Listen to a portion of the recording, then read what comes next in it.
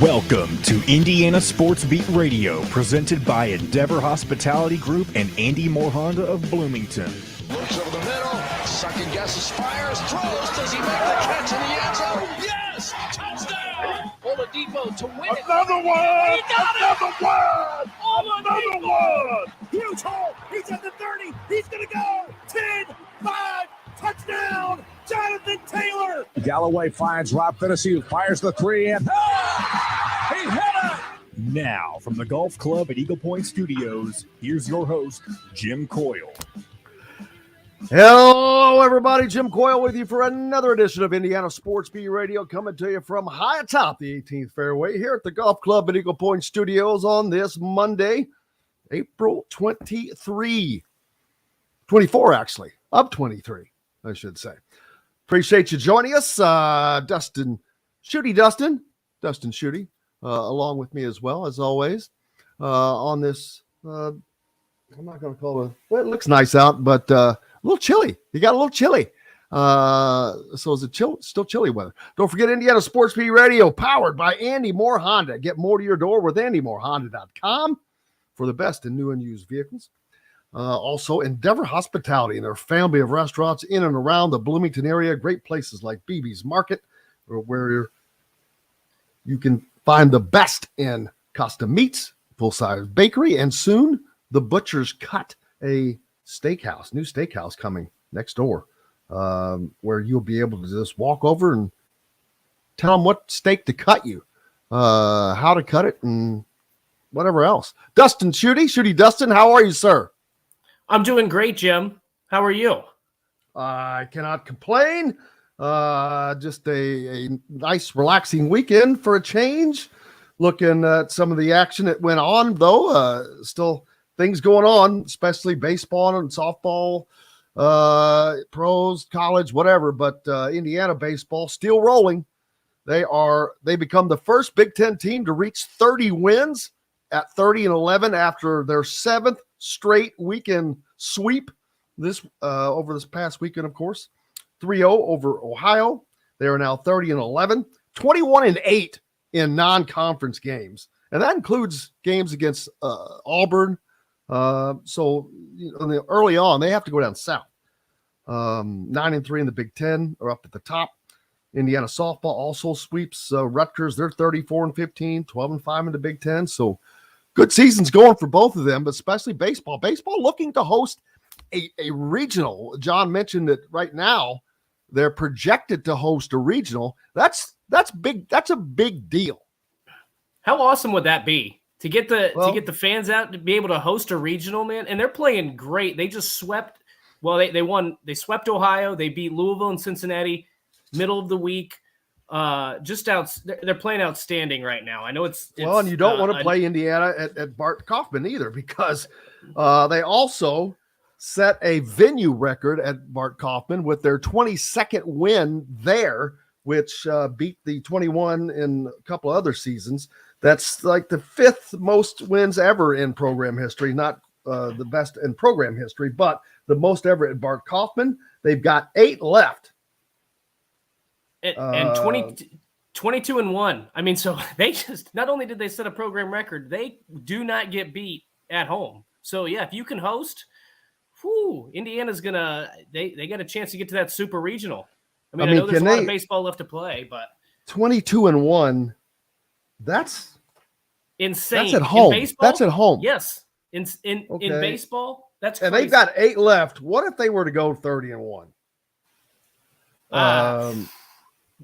They've got 8 home games left? Yeah. Ooh. Look at this. See, nobody else is even close. That would make them 51. What? Give them 51 wins? 50 wins, period. Yeah, 30 and they're at 30-11. Oh, I'm sorry. They're 30-11 with 8. Yeah, put them in the 40s, I believe. Yeah. I was adding the 30 and the 20 by mistake.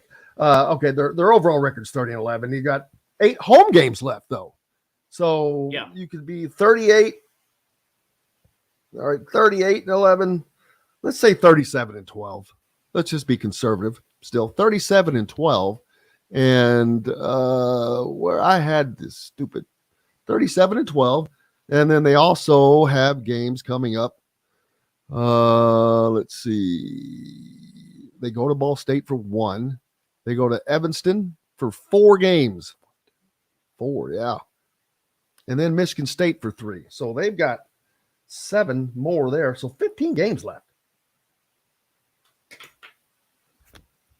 I mean, they're going to be in the 40s. Yeah, they've got a really good chance to hit that 40 total. What is the? I just look now. I have to look back and see what the all-time record is. We'll have to look that up. Somebody can do that. All-time wins for Indiana baseball. I'm curious.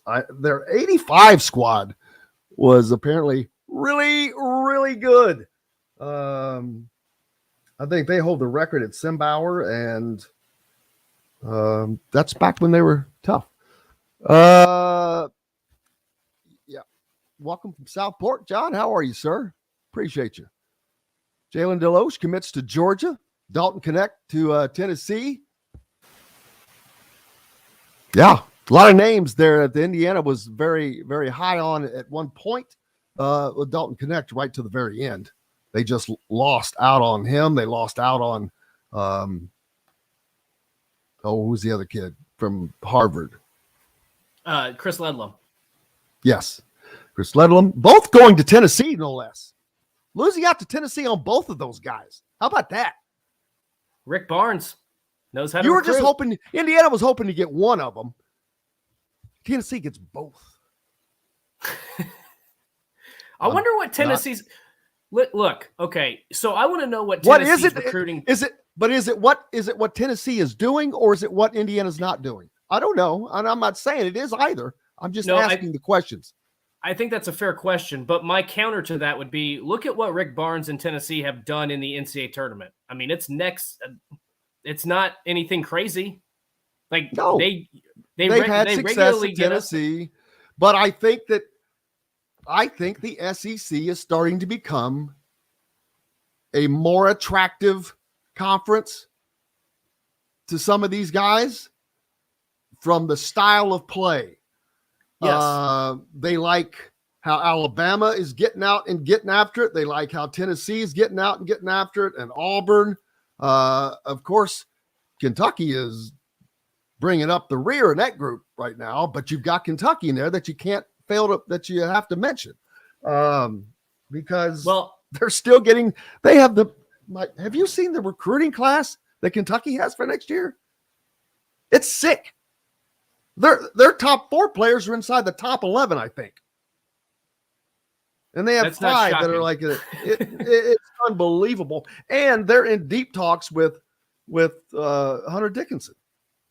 Yeah, I mean, but this is typical. They've done that before, and it didn't work out. Exactly. That's what I was going to say. They've had big time names, great recruiting classes like this before. And I mean, they got to the national championship. They've gotten to the Final Four, but they've won just one title. I mean, I still think John Calipari is a great coach, but we'll see what happens with that. What did you just say? What did you just say? John Calipari is a great coach. I know we're going to disagree with that. You don't like John Calipari. Find me somebody that agrees with you that says he's a Mike great DeCourcy. coach. Mike DeCourcy agrees with me. We'll talk to him on Tuesday. Find somebody that's not from the same town that he's from. Okay. Find me somebody that's other than Mike that thinks that Calipari is such a great coach. We need to have a Twitter poll on this. If he's such a great coach, then why has he not had more success with all that talent he's had? How many? Hold on, I'm going to Google how many. He went. Whoa! Baby, the goal was to win the national championship. Anything other than that, I'm not saying it's not a successful season, but it is not the goal. But if you have the number 1 recruiting class, time and time and time again, for 10 years, and you win 1 national title, I'm sorry. There are coaches that won. There are programs that won more during that period.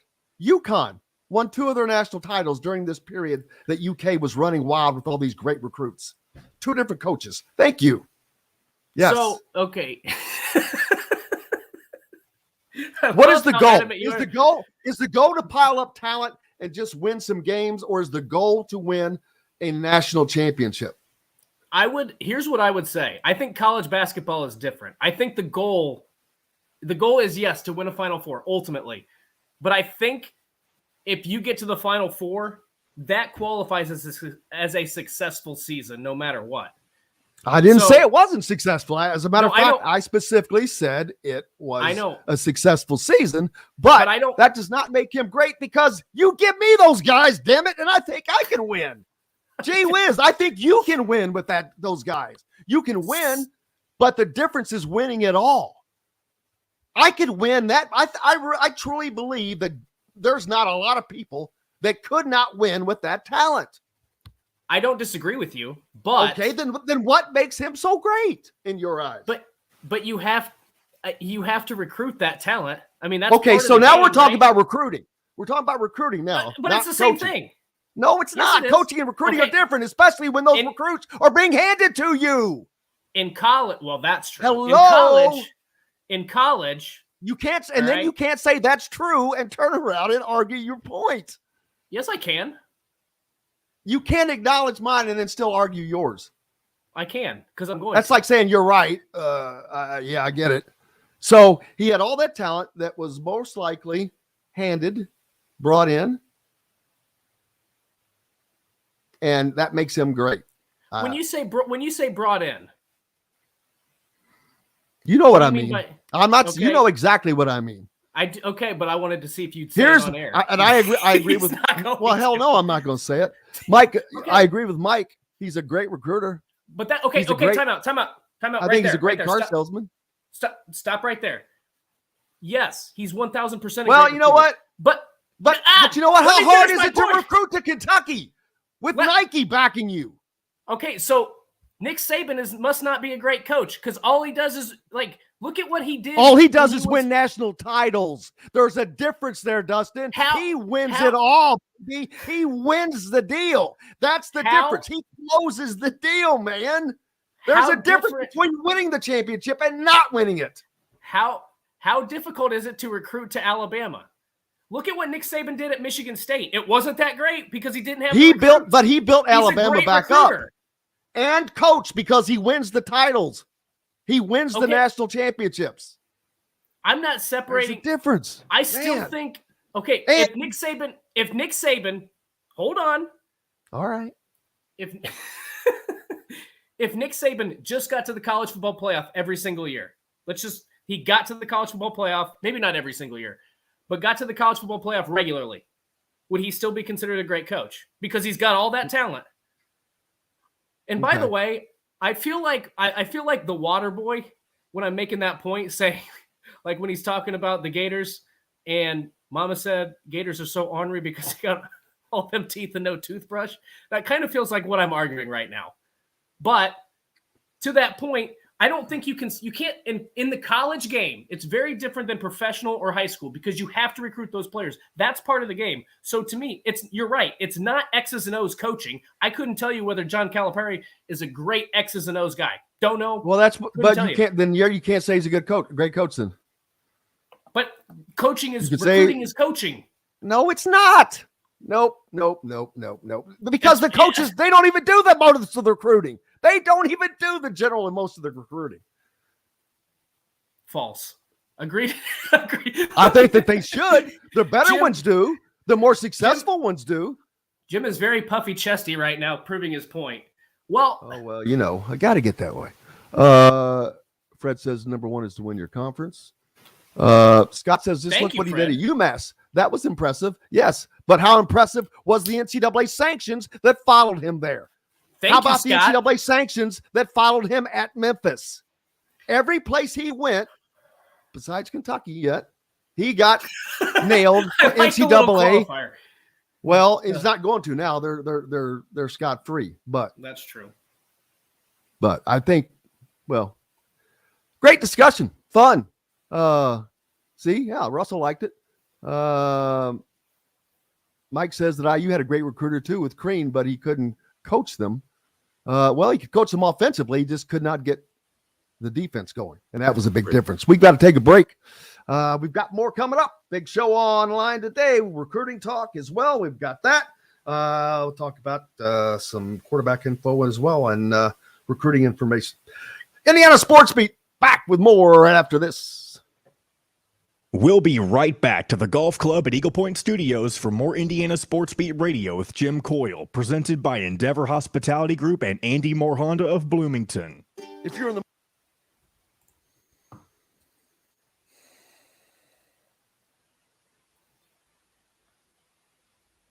Happy Monday, everybody. What a great We got rocket fired start. up in the first segment. I don't even know how it. we got on that. I don't even know how we got on that topic. I don't either. It's because I got up early and I had extra coffee. And I slept for a full 40 minutes. Oh my gosh. I'm not even joking. I went to bed at like 12:30 because I had to work till midnight, and I woke up at like 1:30.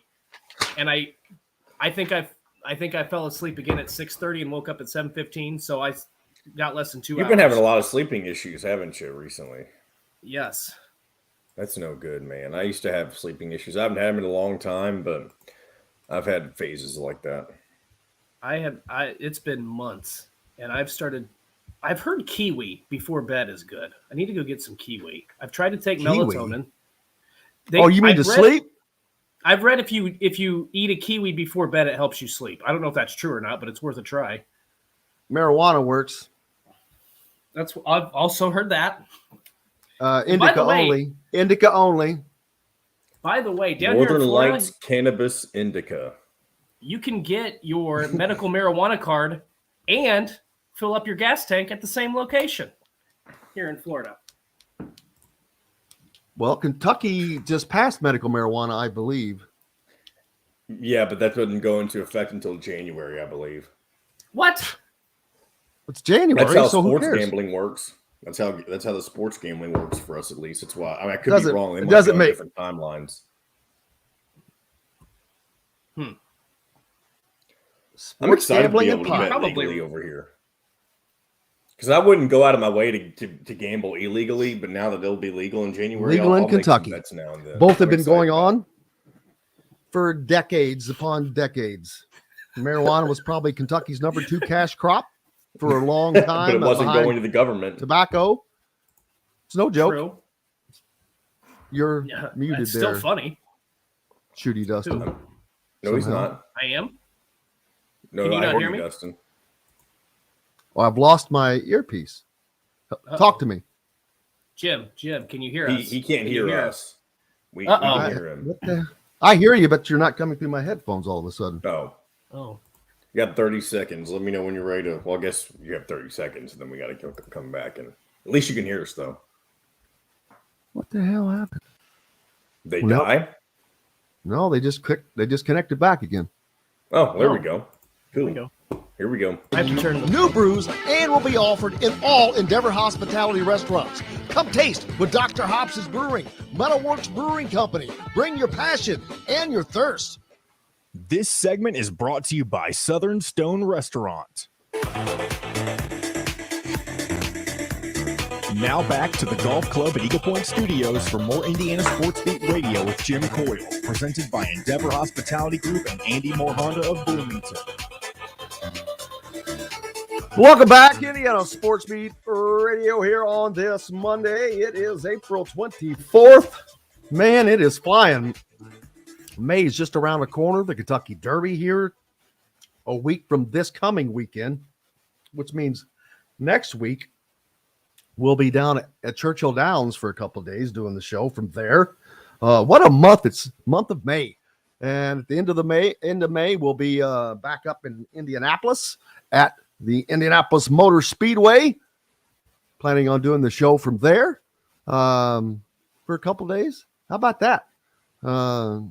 Telling you, there's no show like Indiana Sports Beat, man. We get out and get to it. We go to the action, wherever that is, Big Ten, NCAA tournaments. Doesn't matter. We'll take you there. Saw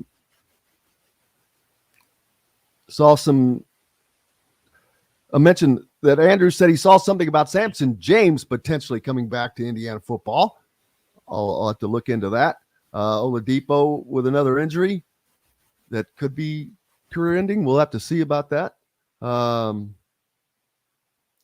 But Derek Samson James, that I just don't understand why. Well, I do. if you're Indiana, but there's not many programs that would even consider taking him back. And I'm not saying that that's going on because I have to look into that. That's the first that I've seen of that. But Samson James, just to get you up to speed for your scorecard, first committed to Ohio State, decommitted to Ohio State, committed to Indiana, came to Indiana, entered the transfer portal, got back out of the transfer portal, went back into the transfer portal, transferred to Purdue. I have no idea where he is now. I thought he was still at Purdue. So here's the story on Samson James and why there's a rumor. On his I believe it was his Instagram page, he posted a photo of himself wearing Indiana gear, and the caption was "committed." And I don't know if it got taken down. I don't know if it's still up. I haven't checked Instagram his specifically, but some people in the media captured it, put it on Twitter. So no idea if he's coming back or not, but it looks like there's a real chance he could be coming back to Indiana. And now, I mean, I'm with you, Jim. A kid that's entered the transfer portal twice and left once and wants to come back. Wait, don't forget the first thing. He decommitted to another school. Yep. Then came to Indiana, then was going to hit the portal, but then came back to Indiana, then hit the portal, not only hit the portal, but went to another conference team, but went to the rival team, Purdue. Right.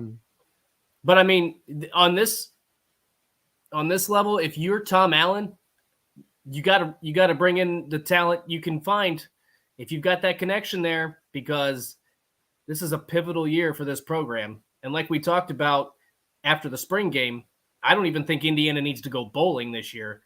If you can get to 5-7 and be way more competitive than you were the past couple years, then I think he will save his job for at least another season. I don't think they need to go 6-6, but they've got to be more competitive because the past two seasons have not been good. But I think you have to go 5-7, and with one of those sevens being very, very close to making you 6-6. Because going 5-7 is pointless. But I'm saying if it looks like what were the 2 years? 2016, 2017, and 18, maybe Tom Allen's first 2 years, when they were very competitive in a lot of their games. I don't think it needs to be just one. I think they need to go 5-7 and be competitive in 10 of those games for him to keep his job. But I don't understand. I do understand. I'm going to talk out of both sides of my mouth here, to use our friend Jeffrey the Greek's favorite saying. But this coaching staff, if you're Tom Allen, I don't know. That can't be good for the locker room, can it? Bringing in a guy who's been so indecisive and left the program, like you said, to go to a rival, and then to bring him back in. Like, how would you believe that he's bought in? And I'm not trying to. And that is a great point. That's a great point, because Indiana has been nothing but being bought in. Right. That's part of Tom Allen's ability to get his teams to rise up, because they don't have the talent that the teams that they're playing. Much besides Rutgers, whom they're probably the same as, Maryland, who may not be as athletic as, and there's other teams, but a lot of the teams they just they're not even close to having the same talent. You talk about Penn State, Michigan State, Ohio State, 4 games that you play every freaking year that are conference games. Now, how does this change when UCLA and USC come in and they dissolve the divisions? That's going to be something to see. And speaking of USC, I think the portal is going to become the great equalizer among the great programs. It's still, but instead of it just being like it's been the SEC pretty much here of late, I think that's going to change. I think that the power teams like USC, Ohio State, even they're going to rise back up now. Even I wonder about a team like Penn State, because it's not that they don't have the ability for NIL.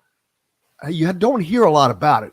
How are they managing NIL? Are they buying into it? No, I'm just asking because I don't know. Are they buying into it? Is it helping them, hurting them? Are they falling behind? These SEC schools just jumped all over it. All they did was converted their regular recruiting to the new recruiting. They were in place, ready to go. Right. So I do think that teams like USC, and it's going to be great for the Big Ten. How great is that going to be for the Big Ten to have USC rise back up to be one of the football powers? Now you're going to have, say, Ohio State, USC, Big Ten championship. Hello. In the Rose Bowl, potentially. That's exactly. That's I think that they'll do some sort of rotation between Indianapolis and the Rose Bowl with it. You are exactly. I didn't, and I never thought of that. And you get complete credit for that. I didn't even consider that. But man, oh man, are you dead on? The Big Ten championship will be in Los Angeles fast. I think so. It would be. They would be dumb not to. What is it currently? How far out is it currently contracted? I wonder. Is it? It's in Indianapolis. Is it 2027? Maybe. I think it's a couple years. Yeah, I think it's a couple years past when USC and UCLA join. So I think it's through 2027. I'd have to look and see what that is. But I mean, they could do some sort of rotation, whether it was every other year, whether it was every couple years, whatever they wanted to do. But especially with the college football playoff expanding to 12 teams and the Rose Bowl kind of relenting that traditional New Year's Day, 4 p.m., 4:30, whatever time it actually starts, kickoff, so you can get the sunset over the San Gabriel Mountains that we hear about. It doesn't have to be in the Rose Bowl either. It could also be in the Memorial Coliseum or SoFi Stadium. I think they will. I'm just saying. Because the Bowls is still a part of the playoff series. I don't know if they'll want to incorporate. I don't know. I mean, you may be right. I have no idea. But they have such great options there. 3 incredible options now with the Rose Bowl. But that's being part of the playoffs and with a game probably following the winner of that game. Or loser of that game could potentially be playing in the Rose Bowl. Right. That's a good point. And I don't know. So that's why I'm wondering, maybe they play in Memorial Coliseum or SoFi Stadium. It could be. They could do some sort of rotation there. I don't know. I'm sure whatever the highest bidder gets.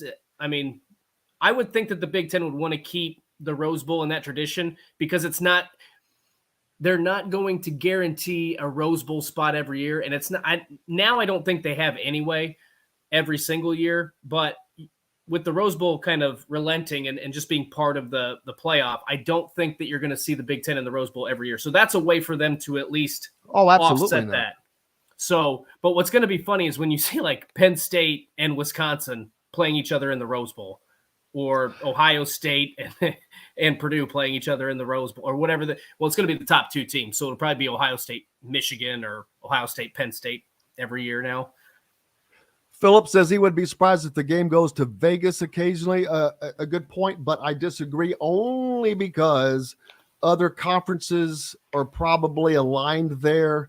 And the Big Ten has nothing. It doesn't. The reason, no, I disagree for another reason. It's going to be Indianapolis or Los Angeles because Los Angeles is a gigantic television market, number 2 in the country, world, I guess you'd say. But it's the number 2 TV market. You're not going to go to Las Vegas when you can just go to Los Angeles, or you gain nothing in Vegas. Good point, Philip. But yeah, it's Los Angeles or Indianapolis, I hope they don't go outside of that. They could, but the only other place I would think of, maybe Chicago, but now we're talking wintertime. Yeah. With Talking Indianapolis, outdoors. you're inside. Los Angeles, you're talking 80-degree weather. Thank God that Kevin Warren is not the commissioner, because I was afraid at some point that game would be played in Minnesota, because they've got an indoor stadium, and he moved the Big Ten tournament and Big Ten media days to Minnesota. So I'm glad that he's out of office, so we don't have a Big Ten championship game in Minneapolis. Yeah, I agree. But I'm not surprised. I'm not surprised that the football didn't go up there. But Robert thinks that the Big Ten will start shifting their championships in both men's basketball and football to larger markets like Los Angeles, New York City. Las Vegas is not that big of a market. Indianapolis is bigger than Las Vegas. Chicago, if possible, look for Indy to get fewer games. They will get fewer games because of the Los Angeles market, but the men's basketball, I don't disagree with you because of the Los Angeles TV market, and I don't disagree that they might do it once because they have shown they've shown that they like to try things. They've been to Washington, D.C., which that didn't work out well. The Big Ten never belongs on the freaking East Coast. Now, playing in Market Square Arena was really, really cool. Madison Square Garden. Or Madison Square Garden, rather. What did I say? Market Square Arena, which was a great place, but not in New York City. Madison Square Garden. Madison, yeah. It's an incredible venue, and you do have a Big Ten team there that you can count for that. But that's not going to happen again because that's locked up with other conferences, both Brooklyn and Madison Square Garden. So there's no point to doing that. You had to screw your season up and do it a year or a weekend early last time. So that's not going to happen. I can see Los Angeles, but Chicago, Indianapolis, it doesn't. Yeah, basketball, I think, will stay within those three. But that's my guess. But Washington, D.C. was probably the worst idea that Jim absolutely DeWayne had. horrific. I mean, and we talked about. But it's a big TV market, and they're just introducing it to other areas. I get it. Probably wasn't a bad thing to do for one time, but yeah, nothing to repeat. Yeah, I wouldn't repeat that. Minnesota's a better option because at least it's in the Midwest. Minnesota's not a better option than anything. Let's get that straight. Minnesota is not a better option than anything. There is no way Minnesota is a better option than anything. No, I disagree. You've got bigger basketball fans in Washington, but they're not Big Ten basketball fans. Right, that's true. So you would get a bigger audience probably in Minnesota because there's not a lot to do in Minnesota. Just kidding. There's less to do because it's cold. It's cold outside. You got to take a break. Jacket. Take a winter jacket and a winter break. Lots more coming up here on Indiana Sports Beat Radio.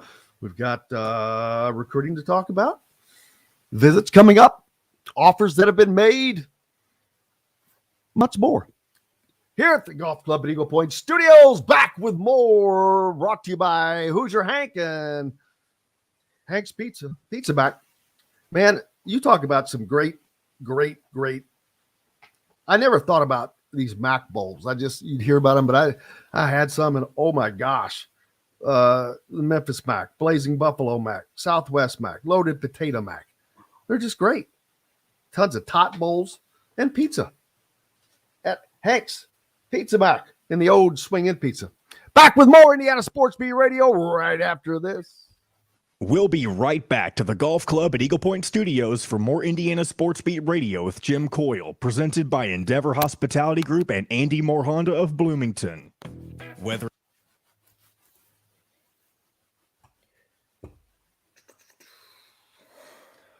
Shooby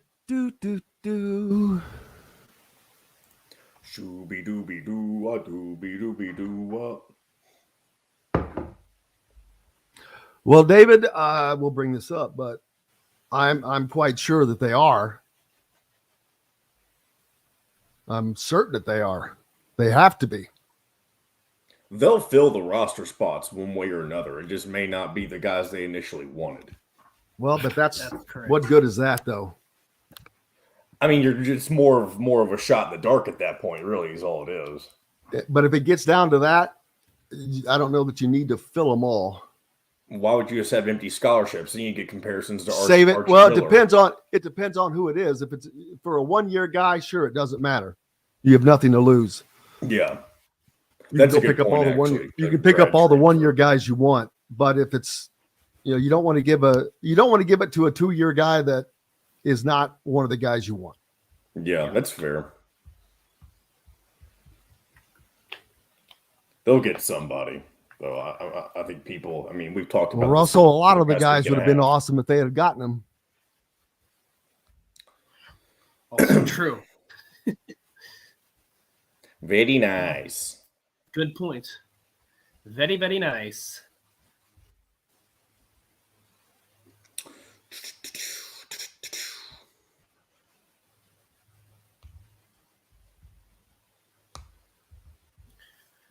Oh.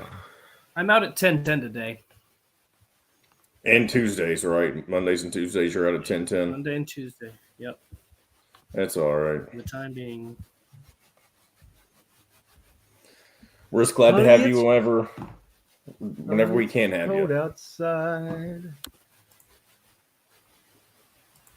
Honey, it's cold outside.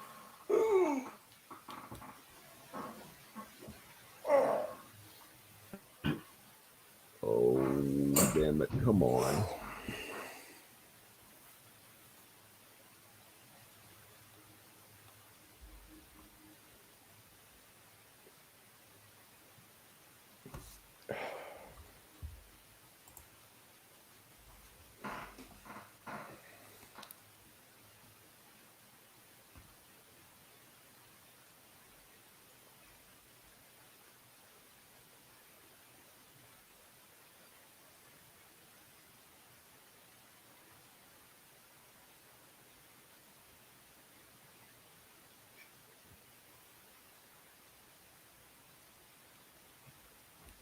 All right, here we go, guys.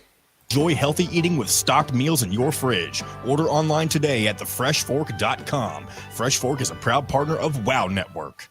This segment is brought to you by Remax Advanced Realty, Indie Home Pros team by Cheryl Sizemore. Now back to the Golf Club at Eagle Point Studios for more Indiana Sports Beat Radio with Jim Coyle, presented by Endeavor Hospitality Group and Andy Moore Honda of Bloomington. Welcome back, Indiana Sports Beat Radio here on this Monday. It is April 24th. Appreciate you being with us. Jim Coyle, Dustin Schutte, John the producer. Welcome in. I saw just reading through all the different things. It's really funny when it comes to. I saw people talking that schools were offering $4 million for Hunter Dickinson, and I'm like, yeah, right. What? That's more. It's not. I do not put any stock into that. No. $4 million. That would be. I don't put. This is coming off of people talking. I'm laughing because I'm like, where are you getting that from? I mean, who has ever made anything close to that? No one. That's more than what a lottery pick makes in the first year. I think. No, that's not true. The lotteries are much higher. First round pick, a first round non-lottery pick. That's what it is. It's a first round, but non-lottery pick. Sure. I think makes like $3 million a year. Guaranteed. Well, let me say this. I don't think at some point it would be absurd to hear about a player in college making maybe not as much as a lottery pick, but maybe making some as a lower or making more than a lower first round because of how. I'll tell you. But it's not going to be Hunter Dickinson. It might be Caitlin Clark. I don't know how much she can. I don't know how much she's piled up, but here's the thing. Did you see this? Because you can pile up so much outside of your own school. I mean, the people want you to start doing commercials for them. Well, that's where it starts banging, and I don't know if she hurt herself with that stuff that went on afterwards or not. Probably not. But if she starts doing a national commercial, I don't know what all she has going, but she's got a whole nother year of it. I know that. Yeah, she does. And I don't know either. I wish I could find the tweet. I'm going to go through my Twitter here because I'm pretty sure I sent something out on it. Yeah. So this is according to the NIL store, and I don't know what kind of verification or validation this has. This is basketball players during March Madness on the women's side, top 10 in commissioned earned. Caitlin Clark was not in the top 10. They don't. They even know what they don't even know what they're making. This stuff's not public. I have no idea what. I have no idea what factors into it. I don't know. I have no idea. I'm just telling you, the basketball players during March Madness, top 10 in commission earned. Angel Reese from LSU, Nika Mule from UConn was number 2. Grace Berger at Indiana, obviously, she was number 4. Mackenzie Holmes, IU, was 7. And there is when you say commissions earned, is that money earned? And is there a figure next to it? There's no figure next to it. No.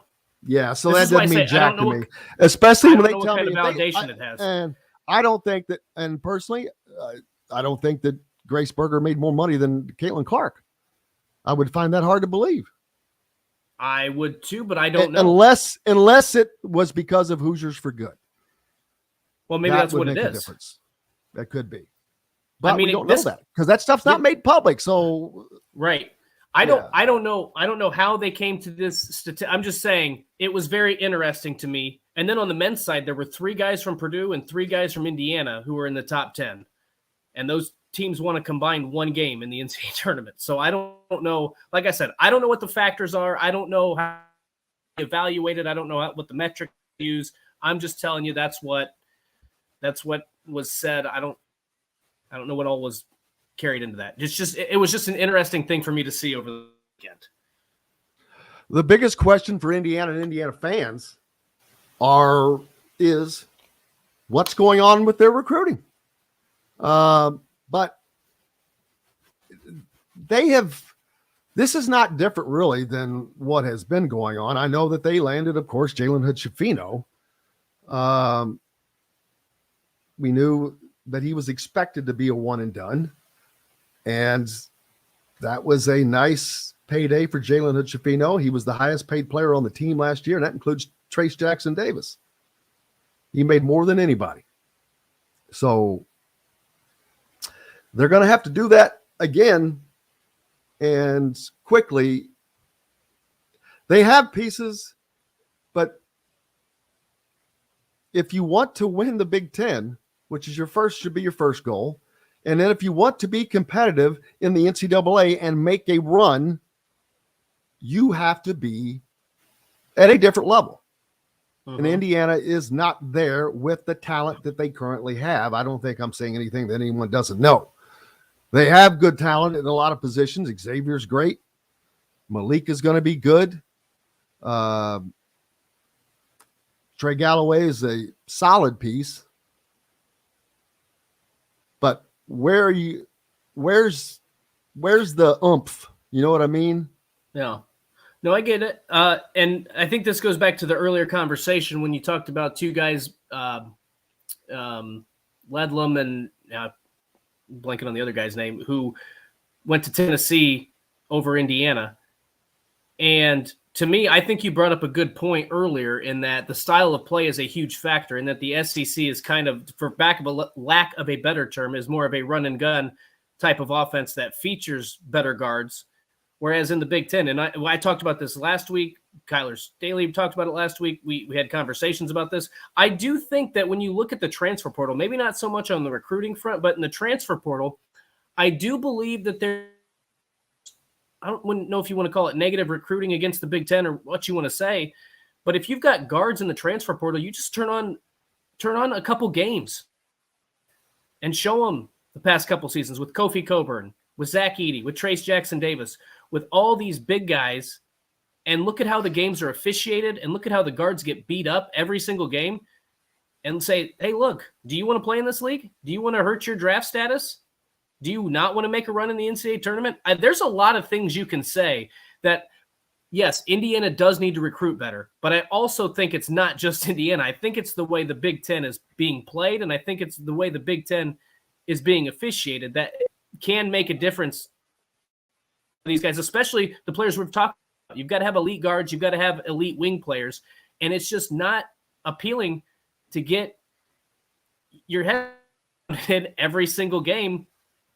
And I think that that's making a big difference. Now, Indiana does need to be better on the recruiting front, but there's just a lot of factors going into this. It'd be very interesting to see how exactly Rick Barnes landed those. Because as I said earlier, it's not like Tennessee's doing anything. Yeah, they're a good team. I would venture to say they've been great in terms of the regular season and among the SEC, but they haven't been special. They haven't been to the Final Four. They're usually an early exit in the NCAA tournament. So why those guys picking Tennessee over Indiana? It's a great question. And I'd love to know the answer to that. I think that there's more than one ingredient to it, but I don't think that it's Tennessee got both of those guys, and Indiana was all in. Mm-hmm. I mean, they went hard. Right. And to lose out on both has to hurt. But it also, what does it say? I don't want to make up what it says, because that would just be, guessing. But you can what you can guess at, that it either means nothing, that it is what it is, and that's just racing, as they say in NASCAR. Speaking, Talladega was yesterday. I want to talk about that. But it's not. When you have the resources that Indiana has, and I know that they have, I've got to be honest, I'm a little surprised. I'm surprised that they didn't hit it harder and a little wider. It seemed like they were too narrow on their focus and had eggs in one basket, and that didn't work out. Now, is that correct? I don't know that for a fact. So I'm just, from what I've seen, what I've understood to have happened. But who they're talking to right now, I don't know. Maybe that changes. Here's a point that Five Less brought up that apparently you brought up last week, and it might have been when I was not on, but it says they just don't have film on the style of play that Mike Woodson wants to play offensively. And when you've got, the better part of a decade of center-dominated play, well, I mean, it is a thing, though. What are you gonna turn on and show them? What have you seen the past 2 years under Mike Woodson? That would appeal to a wing or a guard. It doesn't have to be under the last 2 years. Show them NBA film. Say, hey, this is what I'm going to be doing. I understand that, but that's not as relatable to a player. Why not? I mean, you're showing them NBA stuff, number one, which is very relatable because that's where they want to get to. But number two, you can say, hey, this is what I want to run. I want to run NBA style. We haven't been able to do that because we had Trace, but this is what I want to do. Here's who I see you like, what I see you as a player, what I see you being able to give, to offer, how we're able to use you offensively, et cetera, et cetera. Yeah, but the thing is then another coach, and I'm going to use Rick Barnes as the example because I don't have another one at the top of my head. He can come in and say, well, what's he done his first 2 years at Indiana? It's been all center dominated play, or big man. They've depended heavily on the big man, and the only time, so it's going to be interesting. I don't know. Part of this too is you don't know what's happening with Xavier Johnson. I'm sure people want answers on what's going to happen with Xavier Johnson. It's just an interesting situation right now, and a predicament that Indiana finds itself in. I think in the long run they're going to be fine. I understand the frustration right now because you want to get the best of the best out of the transfer portal because fans want Indiana to be back at the top of the Big Ten. They want them to be back competing for Final Fours and Big Ten championships. So I get it. I think in the long run they'll be fine. But it is an interesting question right now as to why you're not landing those guys. I do think it's a lot of factors, and I don't think it's all simply just Indiana can't land the guy or Mike Woodson's not a good recruiter. I think it's more complex than that. Yeah, what is Rick Barnes' total coaching record? I'm curious. He has coached, 779 wins, 406 losses. But how many years is that? 1, 2, 3, 4, 5, 6, 7, 8. He's been at Tennessee 8 years. Are you kidding me? It's not longer. 1, 2, 3, 4, 5, 6, 7, 8, 9, 10, 11, 12, 13, 14, 15, 16 years at Texas. 4 years at Clemson. I did not know he was the head coach at Providence for 5 years. I just don't remember that. He's got a theme for orange schools here. Well, but that was in the 80s, early 90s. I can't believe that. I don't remember that. I'll be damned. Okay, but in all of those, someone just pointed out, where is it? I'm going to pull it up. Daggone it. I want to give you credit. Whoever said, yes, there we go. Oh, I already had it up. So how many years did I say I was coaching? Coached at George Mason. How many years was he at? He's 8 at Tennessee. How many years I say at Tennessee? 24, 12, right? 6. Wait, no, I think 11. 1, 2. It's Monday. 2, 3, 4, 5, 6, 7, 8, 9, 10, 11, 12, 13, 14, 15, 16 years at Texas. And 8 years, so that's 24 years. Plus, there's 28 at Clemson, 29, 30, 31, 32, 33, 34. Okay, take 34 seasons, and he's had 2 Elite Eight appearances. That's not so good. Only 2 times in 34 years and 5 schools, 1, 2, 3, 4, 5, has he gotten past the first weekend, it looks like. Yeah, okay, so there you go. No. Yeah, that's not 5 He's times. gotten five times to the Sweet 16. Only 5 times in 34 years. That's once every 7 years. Yes. So that's what this is the reason I was able to quickly pull that up, is because this is the same thing when people start talking about Steve Alford, I'm like, whoa, stop. I go, look at his record in the tournament. It's horrific. Right. And it is worse than this because he has 0 Elite Eight appearances on his record. He's never made an Elite Eight that I'm aware of, other than as a player. But two Elite Eight appearances in 34 years. Not good. What? So it's not the coach. You can't tell me it's the success of the coach.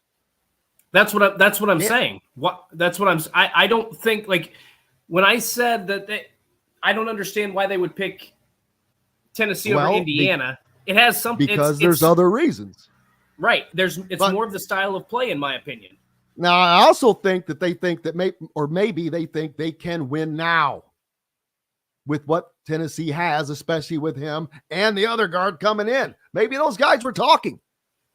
Maybe they think that they're going to play and win now and do it in a league that they have liked the style of play that they've seen in.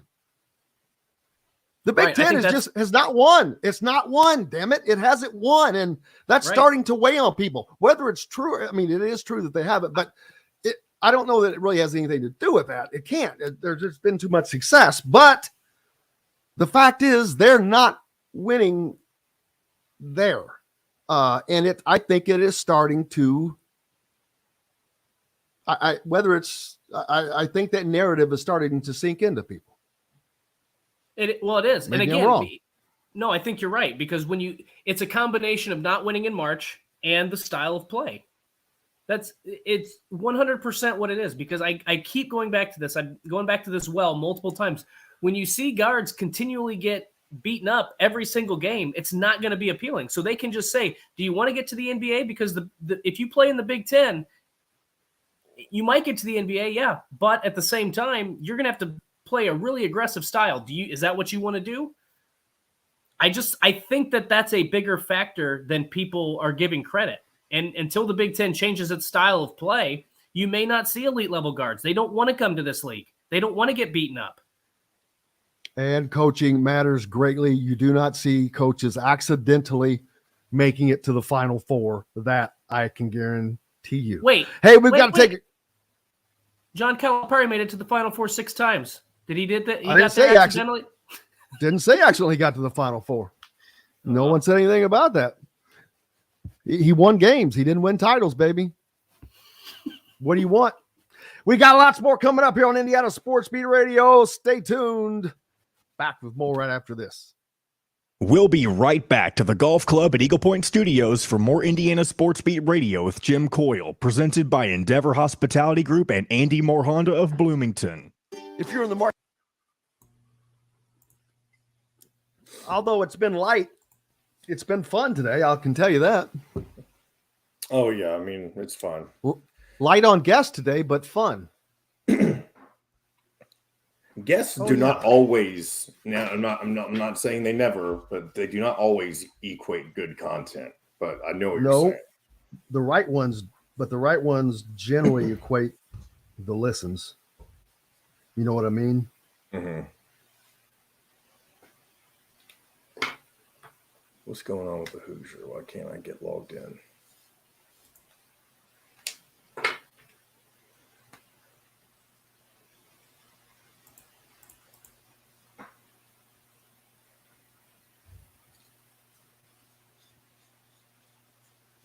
We'll do a segment more. Well, our Sweeney, or what's his name? Yeah, Kevin Sweeney. He's coming on at 9:50. Okay, I'll just save the recruiting till then. Yeah, have fun with Dustin or do something silly here if you want. You don't have to, but if you were saving a silly topic for Dustin, now it's the time. Do you think I need directions for that? Is everything I talk to him it seems to be silly? Well, I mean, it's more just about being aware that this is your last. I'm kidding. Much. I'm just joshing around with you. I wasn't being defensive. I was just saying something. I keyed with you. I joke. I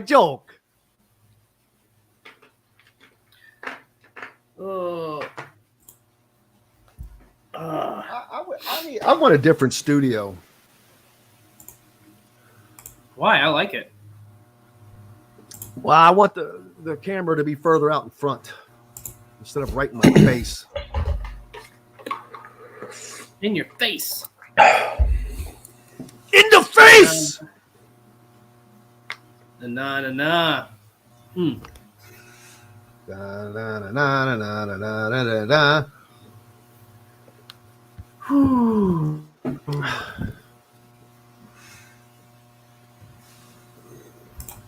Oh, good. The mowers are here. I was afraid they wouldn't be here. Oh, I'm so glad. Can you hear them? Mm-hmm. I hear them, but they're not annoying. Hey, what's Kevin's name? Kevin Sweeney. That's what I thought. I was just making sure. I know. You should ask him when he comes on. Hey, Kevin, what's your last name? No, I know. There's too many people named Sweeney, man. I know. That's true. Sweeney. There's the real Sweeney. All right, here we go. What selections? Feast also provides a wide variety of cheeses, gourmet sandwiches, entrees, a coffee bar, bread, pastries, all made fresh and mouthwatering. Stop by Feast Market and Cellar today. This segment is brought to you by Feast Market and Cellar.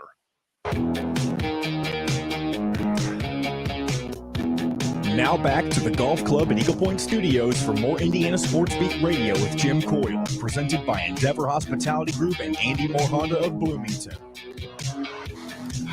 Welcome back, Indiana Sports Beat Radio on this Monday, April 24. Hope you're doing well. We're getting you off to the start of your week. Jim Coyle with you as always. Dustin Schutte as well. Kevin Sweeney will join us a little bit later. We'll talk some basketball recruiting. We got talking about Rick Barnes in Tennessee a minute ago, and a lot of comments. Someone, let's see, where'd it go? Let's see, where was it? Someone says, are we pretending that Rick Barnes is not a good coach, and absolutely not. I'm not saying that at all. I can't find I had that daggone comment. There we go. Adam, are we pretending like Barnes is a good coach? No, not at all. But what I am saying is, in his 34 seasons as being a head coach, his ceiling has been 2 Elite Eights.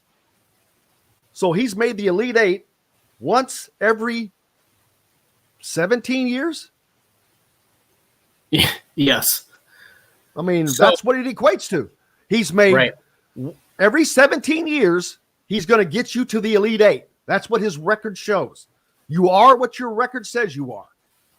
And he has not had success ever in the NCAA tournament at 5 different schools. I mean, getting to Elite Eight, I guess I can't say never, but you get my point. He's not one Final Four appearance. He's only made it to the Elite once every 17 years. I'm not saying that doesn't make him not a good coach. That just makes him not successful in tournament play. Well, let's one correction here. He did make one Final Four, 2003 with Texas. So I did not know he ever got past the round of 8. He got to the Final Four. Yes, you are correct. I am wrong. You are correct. He did make a Final Four in 2002. That's still it doesn't. I'm not saying he's not a good coach. In no way am I not. I'm just saying he's not greatly successful in March. He did make a Final Four that I wasn't aware of, but still, when you coach that long at those still level of teams. Well, I don't know. It just doesn't seem like he would be, or Tennessee would be, the kind of program. And everything's changed. So I can't really go. And I talked last week about how I don't think kids care about tradition anymore. Like, obviously, Indiana's the more historic program compared to Tennessee. There's no doubt about it. Has had more success. So, but I don't think kids care about that. This is why I keep coming back to it, man. I sound like a broken record and I hate it, but it just, to me, it screams style of play. It screams the fact that Indiana has been center dominated for so long. And with Khalil Ware coming in, that could be a factor to some of these guys too. I don't know, but what I am saying is that it just doesn't make a ton of sense for those guys to choose Tennessee over Indiana, because it's not like Rick Barnes is John Calipari or, some of these other coaches that frequently get to the Final Four. Playing devil's advocate, what is Indiana offering that good point is better than Tennessee? No, I'm just saying just on what I'm not talking about the NIL behind it. Just as a player, why would you not pick Tennessee over Indiana? I'm asking you. They've been more successful. I'm asking you that. You're the one saying that you don't understand why. I did say I don't understand. Man, it's Monday. Yeah. I'm just saying I don't know. It's a good question. You know what? I'll tell you why. I don't know. Because they were recruited better. Number one, I'm assuming. Whatever message that was delivered to them got through and resonated better. I think that they look at Tennessee as a place where they can go and play and win right now. Period. I think that they believe that more so than Indiana. Just a guess. And I think that they like the style of play and what they see in the SEC more than what people are seeing in the Big Ten. Why? Okay, so this would be my question then. And full disclosure, I am not certain of what Tennessee returned, because with the transfer portal, I never know what any team returns anymore. So Izzo's won a national championship, FYI. What? No, now that we got that going, I got off my train of thought here. I'm sorry. You're good. I got to try to spin the wheels in my head now to try to remember my point. When you talk about Tennessee and Indiana, Tom Izzo's a great coach. I'm going to have to sit on that point because I completely lost. That's okay. Justin says it's pretty obvious kids aren't committing to IU to specifically get to the NBA. And that was something that people thought that Mike Whitson was going to be able to easily bring. Right. Okay. To that because of his long time experience in the NBA. I remember my point now before I forget. So you think they can win now, or we're assuming they think they can win now. These players can win at Tennessee immediately. Why would you not think that be the case at Indiana? And Tennessee had a better season than Indiana during the regular season, but they didn't have a great tournament run. They haven't had a lot of great tournament runs. Indiana is on the rise. I think that these guys are not looking at every little bitty thing. And like what I just pointed out and that you just mentioned, Tennessee had a better regular season. They didn't have a great NCAA tournament run because he doesn't have great NCAA tournament runs. His record shows it. I know he's been to a Final Four, but the last 7 years at Texas, he went 3-3 in the NCAA tournament and went to the CBI one season. First 2 years at Tennessee, didn't even make the NCAA tournament. Third year, they won a game. Second year, you got them to the Sweet 16. So COVID. Fifth year, made the tournament, lost. Next year, made the tournament, won a game. Next year, they made the Sweet 16. So they made the Sweet 16. But when you think last year, what are you talking about? They had a better run than Indiana did. Okay, but it's not all the way around. So yes, they're not. It's not like they're on the cusp. I don't think I would compare. I would compare the two programs right now. I would compare them and put them in the same category. I think if you think you can go to Tennessee and win, why would you not think you could go to Indiana and win? That's my question. I don't think that's the case. Big Ten versus SEC. You've also got to add in Big Ten versus SEC to this. You've got to include everything. That's what I agree with. That's the point I agree with. I don't think it's an Indiana versus Tennessee thing. Chris Downing mentions Michigan State seems to be able to get good guards year after year. And guess who seems to be the most successful team in the Big Ten? Go back over the last however many years. Who is the most successful team in the Big Ten? It's going to be Michigan State probably. In the NCAA because they always seem to, and they always rise up at the end. People see that. That's why he gets good guards. He gets the best kids from Indiana that he wants. Well, hell, he got Xavier Booker. This was an interesting comment Matt Painter made recently. I don't remember where it was, but he talked about juggling the ability to build a team to win the Big Ten, get yourself in a good position come the NCAA tournament, and then having a team capable of winning in March. And those are two separate things. And Tom Izzo probably assembles those teams better than anybody. So even though they finish middle of the road in the Big Ten, they have a better chance of going further in the NCAA tournament because he's assembled a team that can compete in the Big Ten. Maybe they're not going to win it every year. I mean, I know they have seasons where they're really good in the Big Ten. Maybe they're not going to win it every year, but they have such good guard play and they have more athleticism than other teams that they can go in March and they can create matchup problems for a lot of other teams. Whereas in the Big Ten, a lot of these teams have been one-trick pony. Yeah, well, we'll find out what Indiana has to. They've got some spots that they just have to fill, and you can't just fill them to fill them. You have to have guys that can help you get to where you want to get to, and I'm not saying that that's not going to happen, but it's not looking as good. I'll be honest. I mean, they targeted a couple of guys and went all in on them hard. Very hard, and it didn't happen. So now, where do you go? I know that they're talking to people. We'll talk about that here in a little bit. They made some offers, but these are 24 guys. You've got some freshmen coming in that you're going to have to rely on. Yeah, don't forget about Sweeney Todd. Maybe that's my favorite Sweeney, actually. There you go. let's see.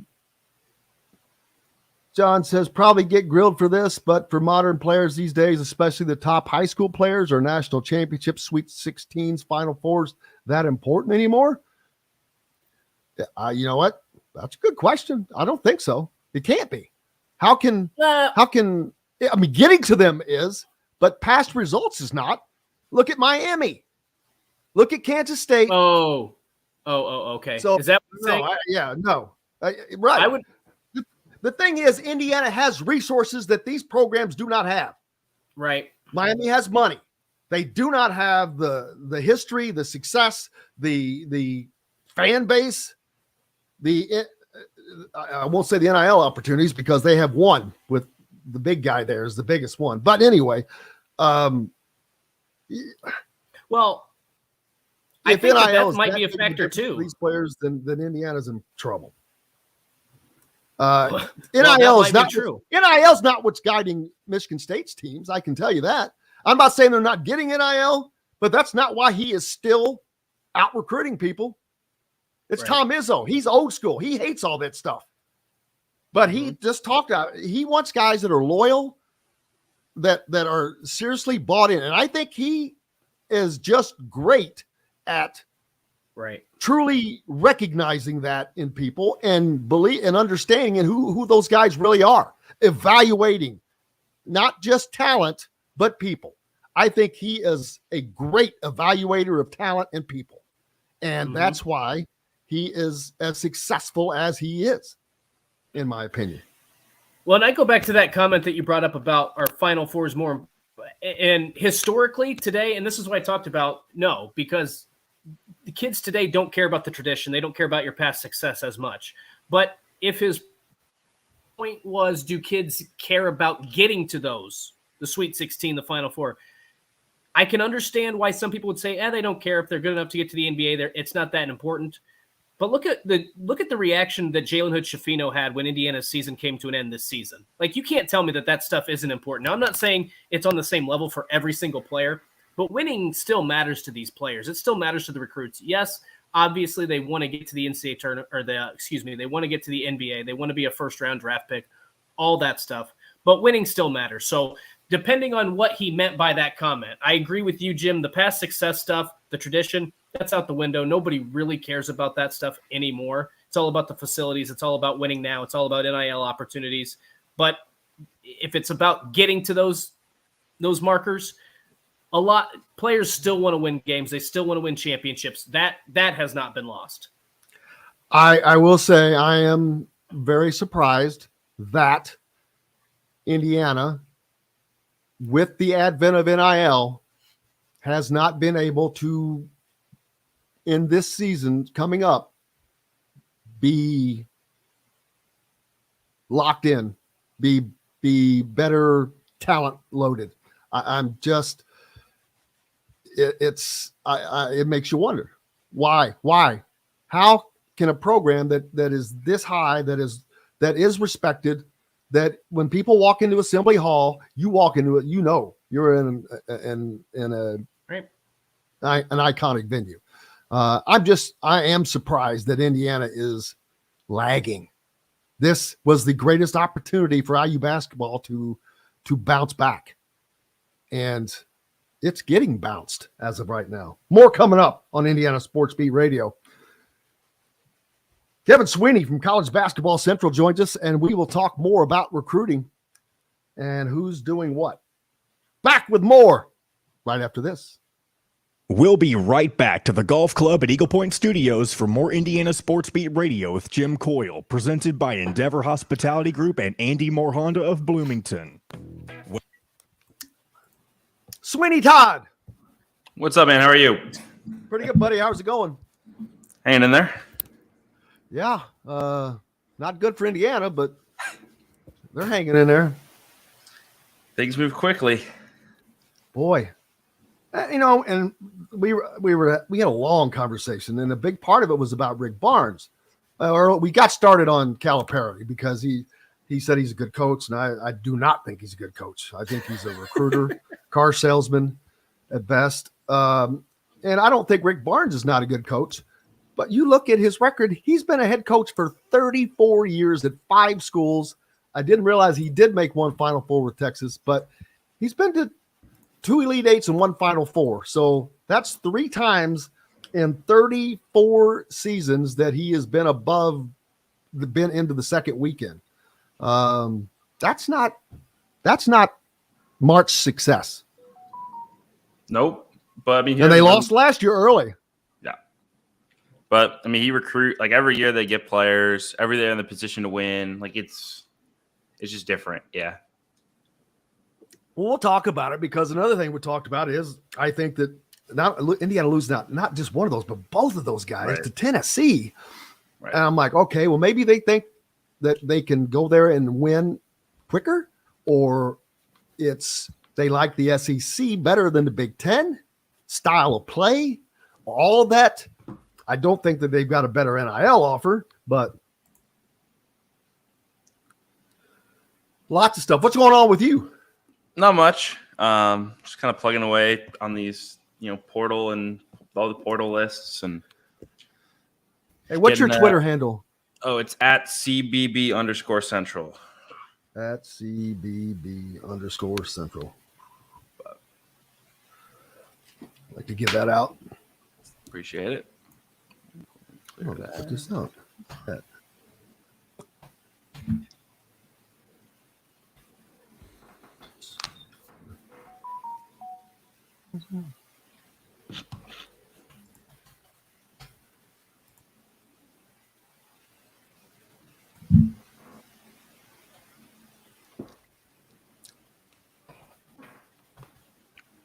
How's the weather where you are? Cold.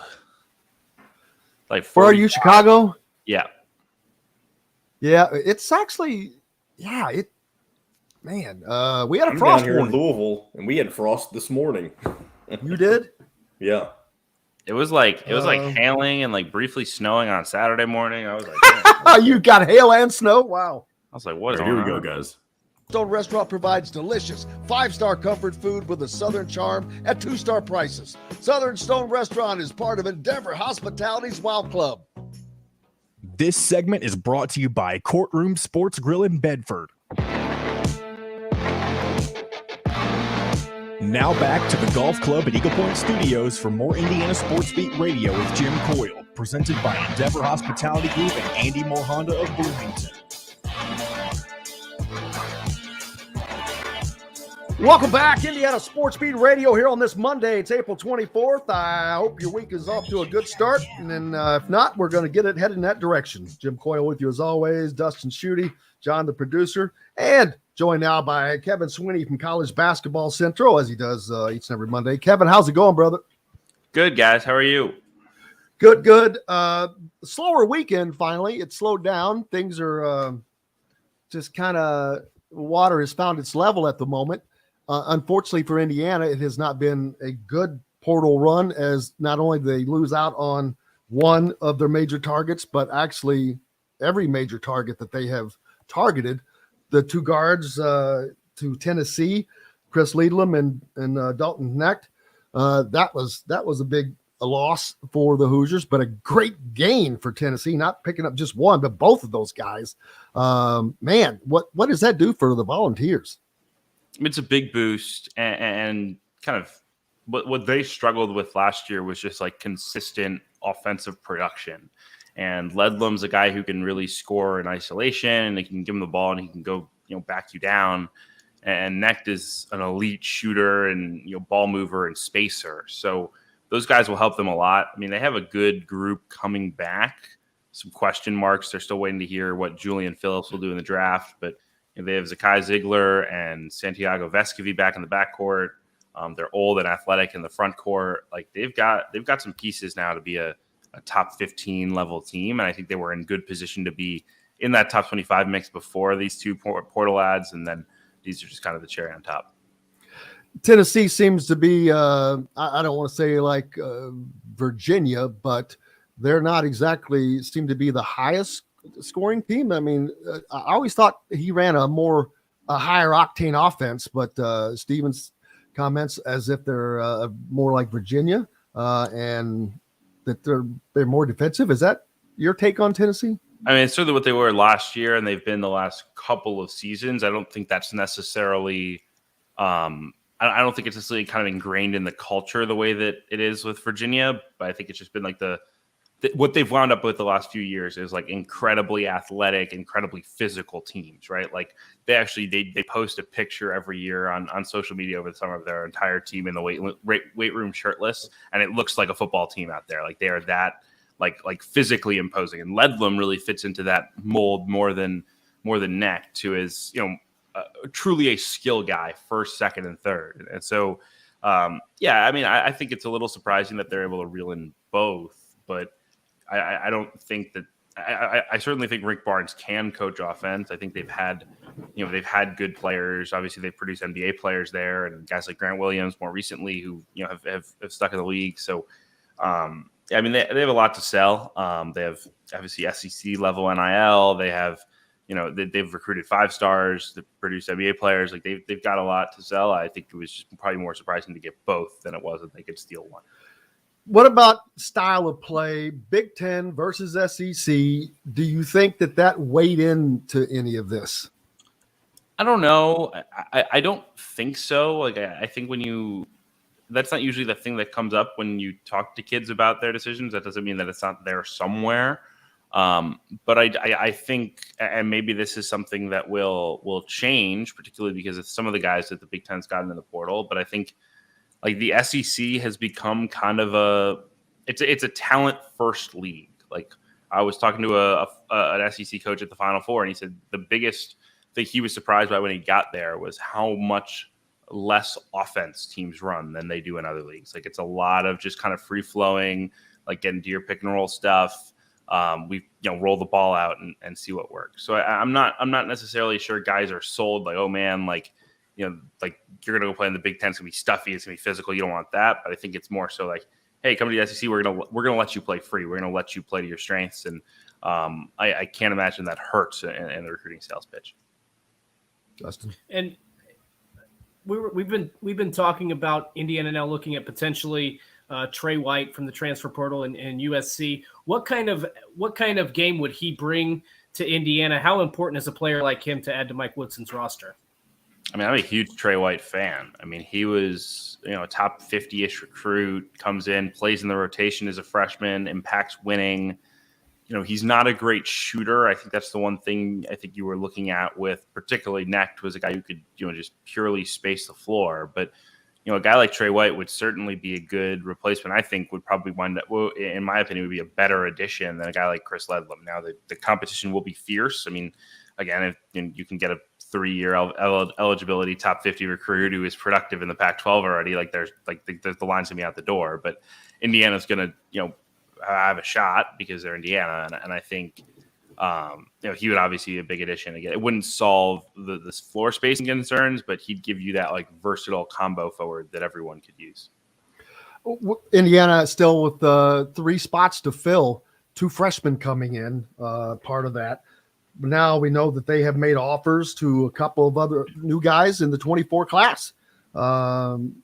Jaden Mustaf, who is looking to get a visit to Indiana this summer, playing on the Nike EYBL tour right now, had 16, 6, and 4 over the weekend in a game. He's a good one. I think he's a 6'6" guard. Yeah, playing, and his teammate Austin Schwartz, a 6'4" guard, also.